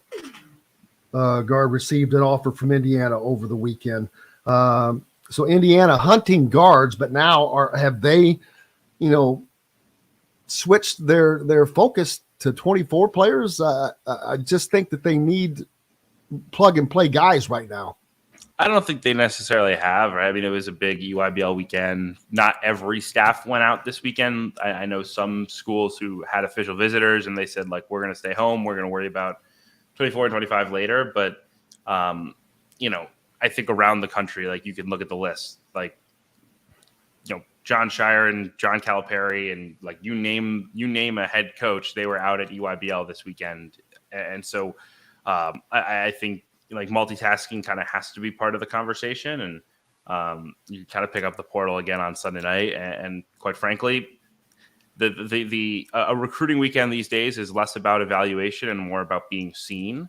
And so quite honestly, like there's a pretty good chance that Mike Woodson and the Indiana staff are sitting courtside at, whichever EYBL game they're at, and they're texting kids in the portal the whole time, right? Like their polos there, people see, oh, there's Woody. All right, moving on. Let's make sure we're recruiting for 23. Yeah, that's why every time you see these guys, they're all wearing their gear. The only guy that would crack me up was Mike Bray. Man, he would show up, look unshaven, t-shirt, just blending in with the people. He's just one of the peeps. But these guys are always sitting under the baskets with their gear on. And how important is that to these players, seeing these guys, seeing them? Yeah, I was talking to a coach about this last summer, and our kind of consensus was it's really not as important now, or won't be as important going forward because of NIL, right? Like when people are making more of like a financial decision, there's less of all this like, oh, well, he was there for me from the start, and he comes to all my games, and he sits courtside and texts me post game, and oh, I love him so much, right? Like you cut away a lot of the noise, and you just say, all right, like they're paying me $300,000, they're paying me $200,000, I'm choosing the $300,000, right? So I think it obviously is important. I think it gets a lot of schools, quite honestly, in trouble because the focus when they go out and recruit is so much on let me just be there that sometimes like they forget to keep evaluating and keep making sure they don't like why do kids go under the radar? It's because there's 100 coaches at a recruiting event and 80 of them already know the kid that they like and they're not changing their mind, right? Like there's a lot that can change in a summer, and I think a lot of times there are kids that are like coaches are sitting there watching and they're not moving the needle because the coaches really aren't watching. They're just being there to, be a billboard for their programs. Is there a sense of urgency from these coaches? Past, like I feel like with the development of recruiting websites and the implementation of NIL and the transfer portal, is there an urgency for coaches to maybe not go for those under the radar players because they know they have to, maybe they're on a shorter leash. They know they have to win now, especially if you're in a power program like the Big Ten, SEC, ACC, something along those lines, as opposed to, you know what, I'm going to take this guy and maybe he's not going to play as a freshman, but 2 or 3 years down the road, he's going to be a darn good player. I mean, I know that there are some coaches, and it seems like a lot of them are in the Big Ten, that still use that philosophy and are okay with, you know what, this guy's going to be 2-3 years, but it seems like to me a lot of guys are going to the transfer portal or on the recruiting trail and just trying to get those 2 to 3 pieces who can plug and play immediately to try to find immediate success when maybe that's not the best strategy. I think that's true. I think, look, I think about it this way. If you're a coach recruiting a freshman right now, you're going to invest potentially like 6+ months into recruiting that kid. You're going to call him every day. You're going to talk to him. You're going to go through the April and June and July. You're going to get him on an unofficial visit in June. You're going to get him on an official visit in August. He's going to commit in September, right? Like that was a long process and a lot of labor, right? So if you're going to invest that amount of time in a kid instead of in the portal where it's like, all right, Trey White goes in the portal. We call Trey White. We call him every day until he commits in 2 weeks, right? Like the kid better be good, right? Because I think You're seeing a lot of wasted resources where schools are doing like the traditional long sell with freshmen, and then the kid's coming for a year. They're not playing. You would never have expected them to play based on the depth chart, right? It's their first year in the program. There's these old guys in front of you. Then they bounce. It's like, all right, well, what was the point of that? And you're to wake up again on April 15th and do the same thing over again. I think at some point you start to say, all right, like if we've got a kid we think can make a real impact that we really need in our program, we're going to do the full sell. And if not, like maybe we'll swoop in and take them late if we see them and if they're available and we really like their game. But we're not gonna do the long-term kind of marriage sell with these guys if we're not gonna get that type of loyalty back. So now where the portal is kind of really slowing down, a lot of the deals have been made. Who is still out there that is an elite guy that is really just kind of still dangling, or any of those guys still out there that really make you want to give them the spot? Indiana has 3 spots to fill. Like I said, you don't, unless it's a 1-year guy, you're not going to just give that and use it, but there's no sense in not using it if you can get a 1-year guy. But even like a guy like Jalen Deloche, who they waffled on because he was, he wasn't the shooter that they need. I get, but it was another body that you possibly could have used, but he's gone, committed elsewhere already.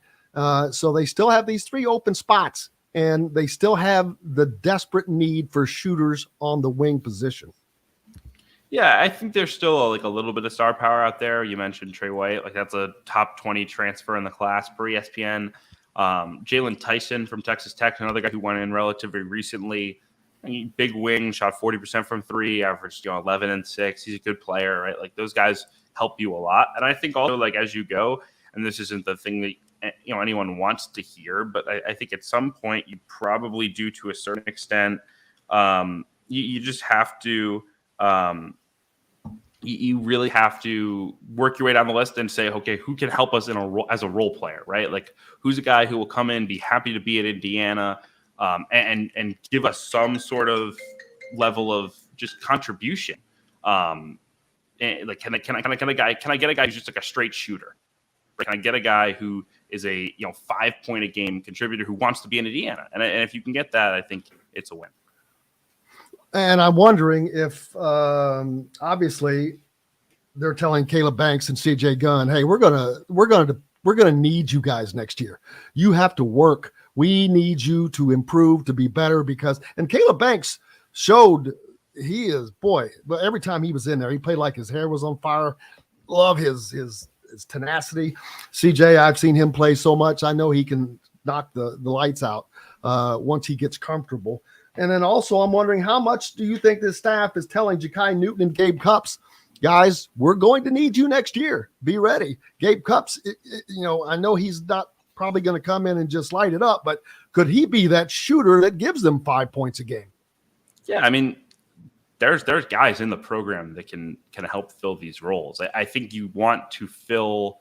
You don't want to go into a year with 3 spots, right? Because I think you can run into depth issues in a hurry. I think Michigan State's a good example of this past year, where they had their 10 guys. They thought they had enough, and they had a good season. They went to the NCAA tournament. They could have the second weekend, but there were points where when Malik Hall gets hurt, and all of a sudden 2 other guys are down and they're playing a walk-on big minutes, right? You don't want to get to that point. So I think you need to add some sort of depth, even if they're guys who are, truly, role players, maybe not impact additions, but without a doubt, at some point you kind of have to trust your evaluation of these freshmen and hope that they're ready to contribute. And the guys who also have been in your program for a year that are going to get better over a summer, right? There's a lot of development that can be done right now through November. And I think if you can sell to these kids, hey, there's a role for you to play on this team, it's only going to, up their level of intensity to try to get in the gym this summer. Could you work with Dustin and maybe get him ready by fall? You think you could have him ready by September? I have to see his game first. Got to evaluate. Let me tell you, the 5'8" stature is not going to work well in the Big Ten. I can promise you that. One question I wanted to ask Kevin was, I know that the way you kind of evaluate teams at this point in the season is much different than it was 10, maybe even 5 years ago. But based on incoming recruits, based on the transfer portal, is there a team in the Big Ten that you see, whether it's one direction or the other, making drastic improvements from last season to this season, or a team that you think was really good this year that might kind of fall off a cliff heading into next season just based on what they've lost or incoming pieces? Yeah, I mean, it's tricky because we're still waiting on some decisions. For instance, right. Northwestern could fall off a cliff if they lost Boo Buie and Chase Audige. But if they bring back Boo and they bring back Chase, and all of a sudden they've added 3 guys in the portal, now they look like they could be potentially really good, right? So, yeah. I think that's hard. I think Iowa is probably positioned to take a step back. They've been, in the tournament every year the last several years, and now there's always been that guy that was next in line, right? Okay, after Luka, it was Keegan. After Keegan, it was Chris. I'm not sure that there's that guy here. I think Tony Perkins is good. I just don't know that Tony Perkins is a guy that can lead your team And so I could see that being a potential step back. I think Ohio State has a chance to take a step forward. I don't necessarily love what they've done in the portal, but I think, Jamison Battle will help them. He's proven in the Big Ten who can make shots. And they've got, a really good young point guard in Bruce Thornton, who down the stretch was excellent. Roddy Gale showed some really good things at the Big Ten tournament when they made that little run. So I think there's some momentum at Ohio State to really bounce back after a really terrible last season. I've already made them my dark horse. Because of that, I'm like, man, they had talent last year too. And had they not lost Bryce Sensabaugh, they would be really good this year, I think. But I've already said the 4 teams for me right now: Michigan State at the top. Maryland is a team I think you have to look out for. Purdue, you have to put them in there just because I think what they did last year was an anomaly. How they got through the Big Ten Conference, it was like everybody playing against a triple option in football. It was exactly like that. Is when you played Purdue, that's a game you're not going to see the rest of the year. Just like playing against a triple option, you're not going to see that the rest of the damn year. And it's hard. Some people can figure out how to get past it, and most couldn't. So you have to include them. But I think that more people are going to figure out how to defend Purdue next year, although Purdue should be better, as their guards should improve as well. Yeah, I mean, it'll be interesting. I do think, and I think Painter has been very clear about the fact that they have to get better. They can't rest on what they've had. And I think, honestly, in some ways, the FDU thing was a blessing in disguise from the standpoint that I think it forced a lot of tough conversations. But if Purdue goes to the Sweet 16 last year and gets bounced by, I don't know, they get bounced by Tennessee, I guess would have been the Sweet 16 team, right? There's no reckoning for how Purdue plays and kind of what their work, how they built their roster. And I think it was necessary to have this, all right, we need to change a little bit how we operate if we're going to win in this tournament. So, Braden Smith and Foster Loyer have a chance to really make a jump. Those kids were unbelievable considering what was asked of them, and particularly considering their recruiting pedigree. For them to be legit starters on top 10 team, unbelievable. But they need a little bit of help, and they need those guys to continue to improve. And I think if they do that, they have a chance to be really, really good.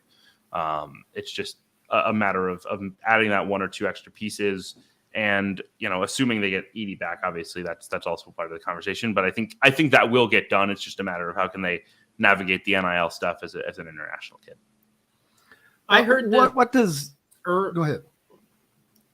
Oh, I was going to say I heard that Matt Painter, and I brought this up earlier in the show, and I posed an interesting, or I posed the interesting question. Matt Painter brought it up. But he was mentioning in an interview that you have to try to find that balance between building a team that can compete for a Big Ten title and put yourself in a good position for March Madness, and then also have a team that can make a run in March Madness. And sometimes those two things just don't match up. But what we were talking about, is that why Michigan State and Tom Izzo, has he found that balance? Has he struck that balance maybe better than anybody? Because the past couple seasons, Michigan State's been maybe not at the top of the Big Ten, but in that 4 to 7 range. They've been competitive. They've won some big games, but they seem to have more success in March than any other Big Ten team. In your mind, is he the guy that's found that balance maybe better than anybody else right now in the Big Ten? And he hates all this new stuff. He hates the portal. He hates the right. NIL, but he's learned how to do it. I think that's probably true. I also think Izzo's a great tournament coach, right? And not everyone is that. And I don't necessarily think it's realistic to expect that every coach is going to be able to navigate those moments the same way that Izzo has. No, I think Painter's right. I think at some point also they've accomplished so much that at some point I would does it matter if you're getting a 4 seed instead of a 1 seed if your 4 seed gives you a better chance to win in the tournament? I don't think so. I think obviously you want to win in the regular season, you want to set yourself up, you want to have momentum, but I think at the end of the day, right, I would take like what UConn dealt with this year, where they had a stretch in the regular season. Purdue would have never had a 6 losses in 8 game stretch this past season. They were just too consistent and too solid and too experienced.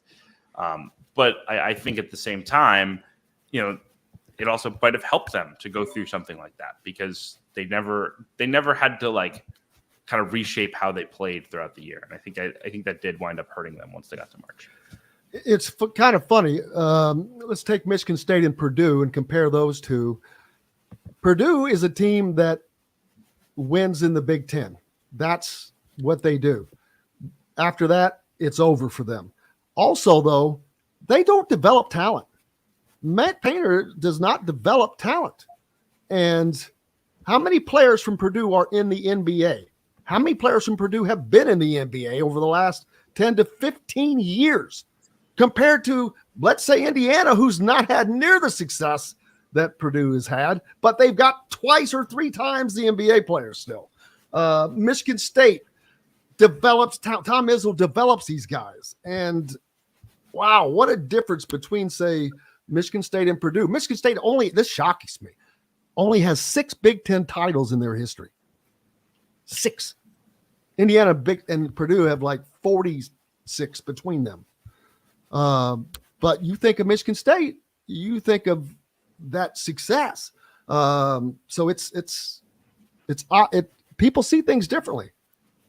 I do think there's a difference between developing talent and developing NBA players. I think Purdue, without question, has developed players and guys get better in that program. But I do think, and part of it's just the style of recruiting, right? It's the types of guys. Like look, if you're in a recruit like slightly undersized, not the quickest guards, like those guys, you can try to train them to be Jimmer Fredette, but if you get to that, you're not necessarily getting an NBA player, right? Like there's just that reality to that. So I don't necessarily think it's a knock on Painter's ability to develop players, but I think at some point, if you want to win in March, you need pros, and they haven't had enough pros to move the needle in that event. Dustin, appreciate you, my friend. And Kevin, what's up next for you, brother? Plugging away, got the combine in a couple weeks where we will be able to talk to all these players on the fence, and that'll help us solidify rosters throughout May and work into June, get a top 25 out, and then, I don't know, go on vacation or something. Ooh, that sounds magical. Dustin, Schutte, we'll see you tomorrow as well, my friend. Later. Thank you, guys. Appreciate you guys. We're back with more Indiana Sports Beat Radio, brought to you by the Ugly Grouper down on Anna Maria Island in Florida down there. Back with more right after this. We'll be right back to the Golf Club at Eagle Point Studios for more Indiana Sports Beat Radio with Jim Coyle, presented by Endeavor Hospitality Group and Andy Moore Honda of Bloomington. If you're all right, about 10 minutes here to wrap things up. Nope, I did not see that. I thought he had already committed to somebody. I guess not, though.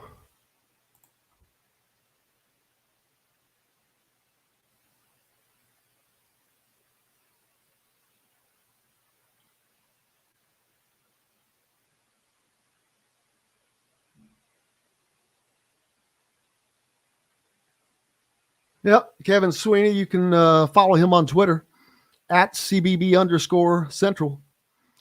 And if you're going to do that, please give me a follow. As a matter of fact, at Jim Coyle ISB. If you are on Twitter and do not follow me, please give me a follow. I would greatly appreciate it. And hit the subscribe button for YouTube for those of you that have not already done so, and the like button. While you're hitting buttons, it's easy. Just tap. Well, that'll be great for the Indiana fans if that happens. That's what we do. That's what people do. Other than that, we just sit around and do nothing. Heavy frost down there in Evans Patch. Well, there hasn't been. They haven't. It's not like it's been a 10-year thing, but they have not hit it well.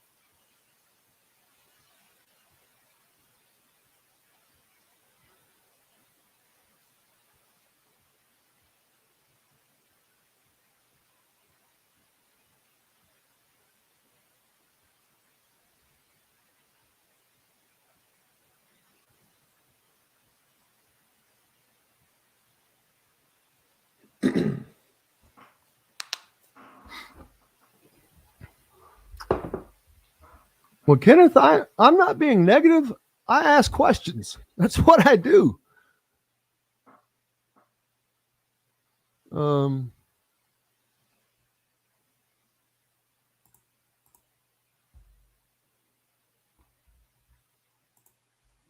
Are you talking about Indiana?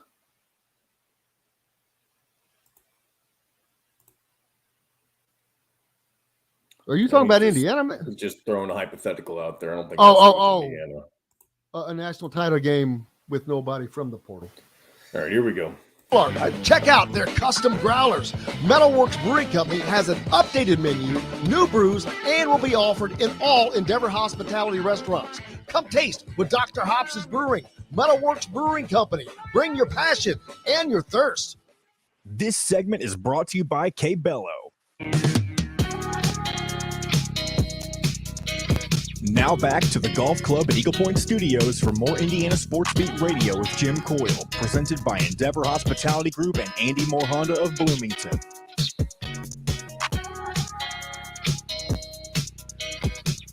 Welcome back, Indiana Sports Beat Radio here on this Monday, April 24. Appreciate you joining us. It's been a fun one. Man, lots to grind on, John Boy. Great conversations today. Enjoyed it. Tons of comments. Enjoyed that as well. Indiana has a nice freshman class coming in. We talked about the recruiting and the portal, how they've had troubles there. We'll see how it finishes up for them. Someone said, he wants to wait till a year from now. There we go. Kenneth says he can't wait to look back next year after Indiana finds the 3 guys that they need to fill the roster, and remember how freaked out everyone was after the first 5 guys that they never heard of before a month ago did. I'm sure that'll be great for Indiana fans if they can do that, and they'll enjoy that as well.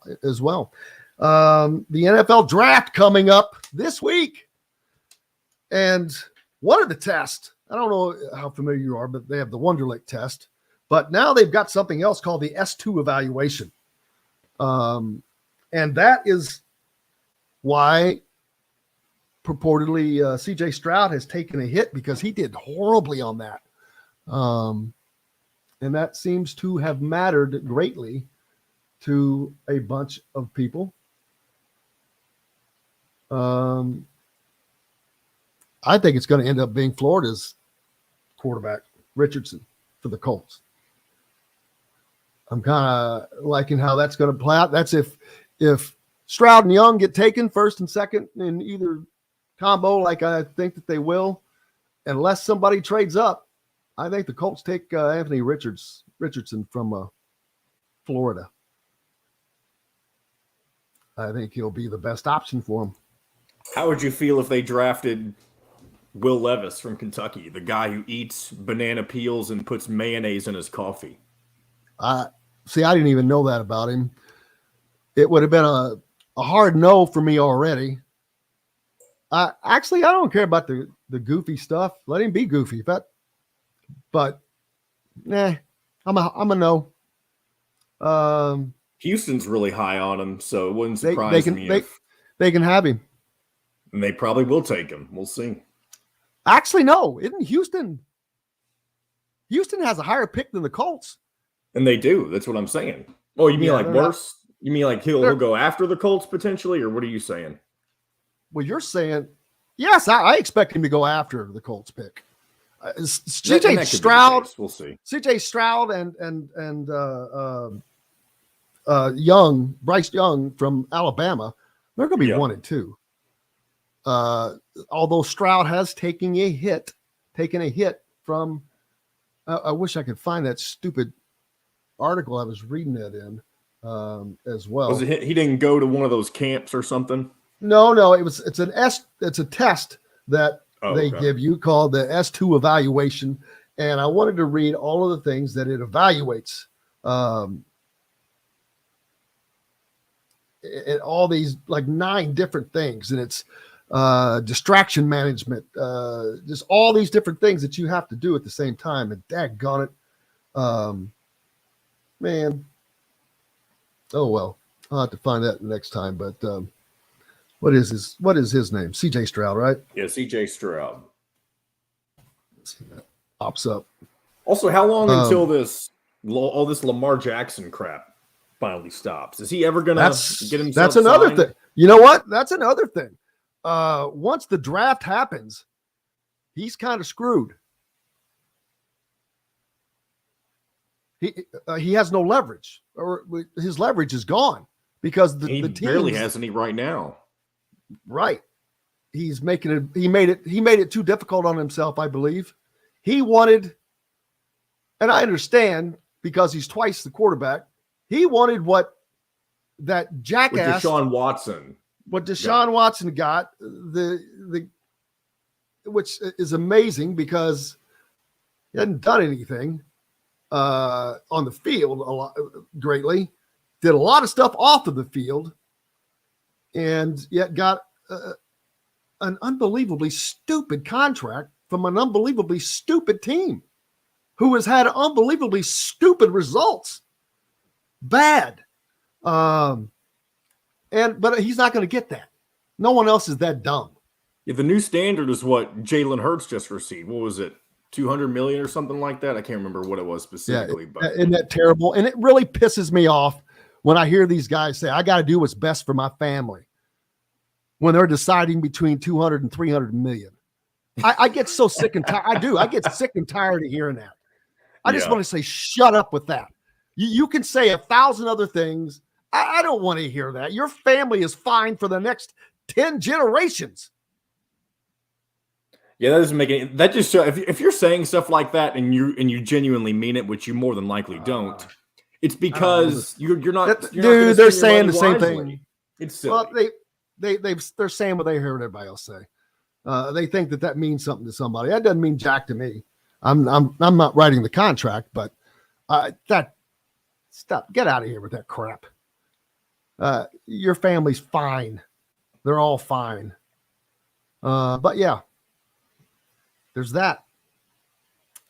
So Thursday, that'll be something. We'll find out what happens. It's Thursday night, right? That's day one. Yep.